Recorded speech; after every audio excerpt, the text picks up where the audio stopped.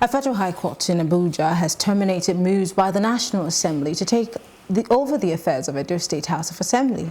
Now, Justice Taiwo ordered parties in the suit challenging the alleged plans by the federal legislator to interfere with the duties of the state lawmakers to stay action until the determination of the matter. Now, joining me once again in the studio, Dikpa Olayoku is a journalist, Tibagiode, legal practitioner. Thank you, gentlemen, for staying with us. Now, moving to the Edo State House of Assembly. I'll start with you again because you're not just a lawyer, but you're from Edo State. So this is a local matter for you. So, the last time this issue came up, you were here in the studio and we were addressing that issue. A lot of pundits would say that this is a case between it's APC versus APC. In other words, the king and his son. But now, the National Assembly decided that the joint National Assembly decided they were going to take on this matter, but there has been a pending court order saying all of them should stay action. And now finally that case, there's been a judgment again, still in that regard. But the most important thing here is that the National Assembly keeps asking for the governor to issue another proclamation on this issue. What does the law say about that? Okay. Section 105 allows the governor to proclaim the opening of the house or the dissolution of the house. And then what the National Assembly is relying on is Section 11 of the Constitution, which in effect says that if it is impossible for the House of Assembly to sit within the state, then the National Assembly shall, for the time being, take the place of the State Assembly and do what the State Assembly ought to do. So the question that arises is, has it become clear that the State House of Assembly is unable to perform its duties? The state of play right now is that 11, in total, first of all, 9, after the proclamation, 9 members were sworn in.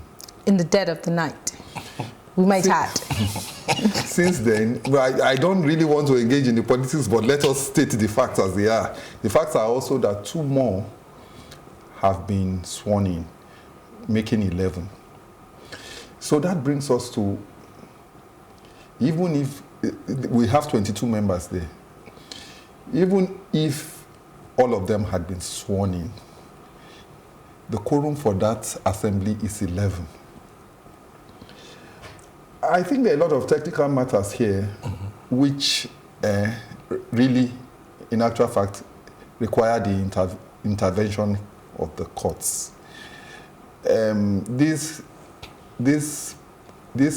provision allowing the National Assembly to take over the powers of a state government. If it seems not to be working. No, if the state assembly cannot, because of conditions inside the state.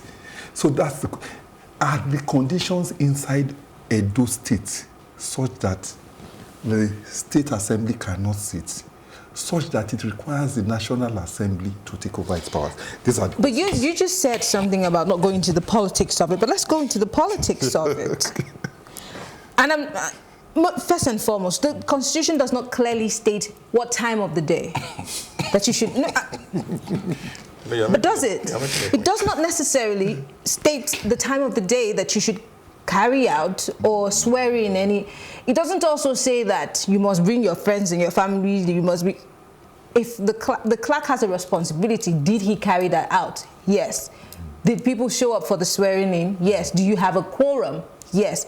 But my question is, why is it even a problem that the governor has not been able to swear in everybody? Why are we even having this conversation in the first instance? Like Barrister said, like the governor and the president, the Constitution says the moment you are sworn in, you must issue a proclamation. And that was why, for the first time in the history of, since 1999, immediately after the current president was sworn in, it became a public document. Social media, newspapers, and stuff like that.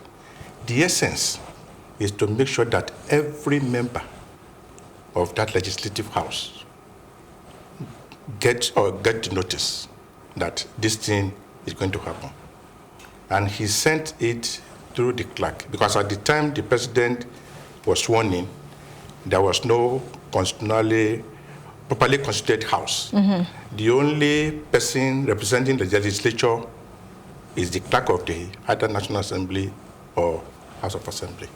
And so when this thing is released, it is released to the clerk. That is expected to make it a public document for every member of the incoming legislature. But interestingly, these people selected the people that they wanted on that day. We watched it on television. There was a guy who was wearing boxer to come into legislative house for the first time in the legislative year. But unfortunately, there's no constitutional provision for the kind of dress you must wear. All the time that you show up for the swearing. The house makes its own rules. But that's another issue. And there's also a date, an issue with the day that it was issued on a Friday. I'm just imagining. So there was not even time to advertise. I'm just looking at a scenario when it was not clear that the senators to be and the House of Representatives elect, it wasn't so clear that these guys will toe the APC line. You can just imagine. The president picked about 46 members of the Senate, marched them to the National Assembly on a Friday night, and do the swearing in. What will happen the following day? Politicians unnecessarily get us into issues that shouldn't have arisen at all. Honestly speaking. Because it is going to be a very serious problem. The constitution is very clear. You cannot make a proclamation 2 times in one legislative life. The governor has also vehemently said that he will not do that. But now what is going to happen is, if this thing continues, that means for the next 2 or 4 years that this legislative house will be there, there won't be peace. Why must we do things like this? So I don't know how the court is going to settle the matter. At the end of the day, it's going to be a political settlement. Or else, there won't be peace in that house. But should we have gone into this at all? That was my question. Now, Mr. Gede, the president has said that he's going to deal with the issue in, I think, Kwara State, constitutionally, Bauchi State and Edo State. He's going to try to reconcile them. Like he said, is a political settlement the way forward? Because whether we like it or not, yes, we have a quorum. The assembly might be working, but Edo indigents also elected other people to represent them. And if those people are not being represented or not allowed to do their daily duty because of this political brouhaha, that's going to be a problem, isn't it? Okay, that's going to be a problem. In fact, in a way, it will be a violation of the Constitution, because what you are having there is that you have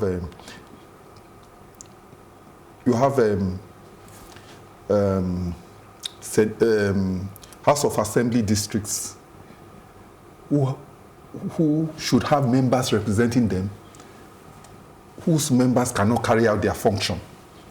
So it's a very serious constitutional matter. But can the president solve this problem the way we're looking at it now? Will he, one way or the other, be able to salvage the situation, being the leader of the party? Where I'm going to is he can find, of course, there can be a political solution, but there's also a legal solution. These parties that are not, these members that are not allowed to represent their people can go to court and ask the court to determine whether it is proper, they having been elected, to deny their people of representation in the assembly. And knowing how our judicial process is in Nigeria, could this not drag as long as their tenure and then it just goes by? It may drag, but it will create a precedent. That means there will be a pronouncement that future House of Assemblies, this kind of scenario may never arise again. You have the law. Everybody will say, that's what was decided in that case, so don't play games like this. But in the interim, because like she said, Yes. court matters will take 4 years. I think we can take a leaf from what happened in Bauchi. Where did the president make that pronouncement, and when?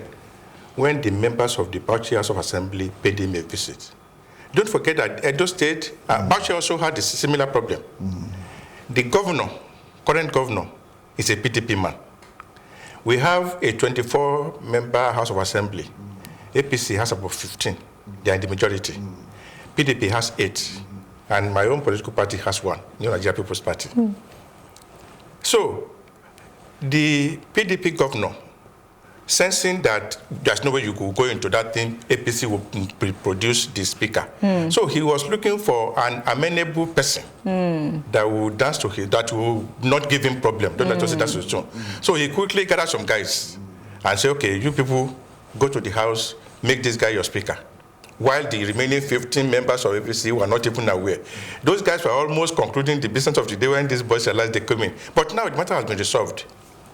Political solution. And that was why they went to the president to say, sir, we have resolved our differences. We now have one house under one speaker. So it's more of a political solution than a legal matter. All right, gentlemen, we have to go, unfortunately. We do not have time. We have to go. My guys are saying we have to go. But I want to say thank you once again, Steve Aguirre, legal practitioner, and Dikbo Olayoku, journalist. Thank you, gentlemen. Always a pleasure.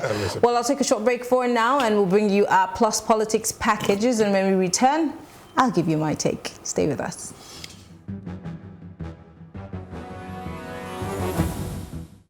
The chairman of the People's Democratic Party, PDP, Uche Secondus, has asked the federal government to release all political prisoners being detained by the current administration. Mr. Secondus, while speaking in Yola, the Adamawa State capital, during a condolence visit to the Adamawa State Governor, Umaru Fintiri, accused President Muhammadu Buhari of creating an atmosphere which is making democracy difficult to thrive. He also called on the media to prevail on the president to ensure the rights of Nigerians are granted and people are allowed to express their opinion on issues of national importance as prescribed by the Constitution. This is coming on the heels of the arrest of AAC presidential candidate Omoyele Sowore, who was picked by operatives of the Department of State Services for spearheading the Revolution Now protests. We want to directly ask Mr. President, President Buhari, to release the political prisoners. It is not done in any political dispensation. What we are seeing today is as if we're in the military era. It should quickly and urgently release all political prisoners and allow a democratic atmosphere to strive in a country and where everybody is guaranteed the freedom of speech. I want to call also on the journalists and the media managers that they cannot sit at the fence and watch the country sliding. They played major roles in the past in getting the country out of the hands of the military. This time it looks as if they are sitting on the fence. They should come out all because they've tampered on their persons. They've shot journalists. They killed several of them. It is time for them to join hands with the good people of Nigeria to stand on the path of truth and the path of democracy. Okay, sir. That the president should release the political prisoners. Well, it's time for my take. Well, the court has finally decided that El Zakzaky can be given leave to go for his medical attention. But then the Kaduna State government, who's a party in this case, has decided to also give its conditions as to how he will be, carrying out his medical treatment and his dealings in India. He's not allowed to leave the hospital where he will be going for treatment. He's not allowed to seek asylum. A long list of conditions. And we've been debating it all evening in the studio. Can the Kaduna State government decide after a court has said this is what you're allowed to do? And again, should the government of Nigeria be telling the government of India what to do and what not to do? because as far as we're concerned, he's a medical tourist, not a prisoner of war or anything in India. But away from that, let's just allow the rule of law to take its course. And when the man gets his treatment, hopefully he comes back to the country to face his trial. But moving away from that and looking at the Edo State House of Assembly and the drama that has been going in, Mr. President has said that he is going to try as much as possible to resolve the matter. But when we come to think about it, sometimes you have so many issues that arise because of Nigeria's politicians, who stir the pot. For instance, Edo State APC's issue it's a, let me call it a family matter that they could actually resolve it within themselves, but we drag one another to courts, and this one way or the other affects the business of the day. The Edo State indigents who have rightfully, one way or the other, elected these men to represent them one way or the other. Those men and women are unable to represent or work for their people because of the dirty, permit me to use that word, and very cantankerous politics that we play in this country that is most times rubs off badly on us as a people. And so I'm thinking, Edo State people need to get up and speak up against this situation. Let the APC in Edo State put its house in order. That way, the people of your state can be served. We can't keep going to court or dragging back and forth as to who was sworn in and who wasn't sworn in, if it was done in the dead of the night or if it was done not at the right time. Let us not try to twist the Constitution to favor us on our twisted political policies or backgrounds. Let us do the right thing. It's been Plus Politics, and I am Maryann Okon.